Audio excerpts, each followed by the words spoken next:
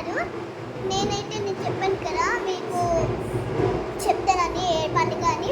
First అయితే పైతలమ్మ పండుగ జరిగింది కదా, అలాగే ఇది కూడా. కానీ ఈ పండుగ ఆ పండుగ కాదు, సరేనా? చెప్పేశాను కదా, నేను రేపు మా షాప్ పెట్టాను కొట్టగానే, రేపు చూపిస్తాను, ఓకేనా?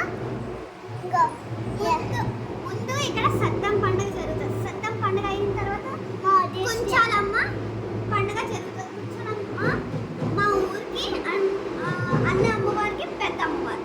సో పొడవుగా హైట్గా చాలా బరువుగా చేస్తారు. మిగతా అమ్మవారందరూ కొంచెం తేలిక ఉంటారు, నేను ఎత్తుకున్నాను. అండ్ కొంచెం నేను నైట్ వెతుకుంటే చాలా బరువు ఉంది, ఇవ్వలేదు చిన్నపిల్లలకైతే. ఇంకా చెప్పాలంటే అమ్మవారు ఆశీర్వదించే నన్ను.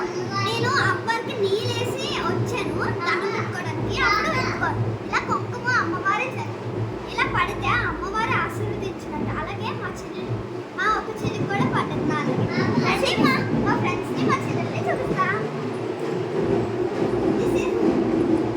దీనికి ఇదిగో ఇలా పడ్డది చూడండి. మా ఇద్దరికి మా ఇద్దరికి అమ్మవారు బాగా ఆశీర్వదించింది చూడండి. మా బ్యాచ్ మొత్తం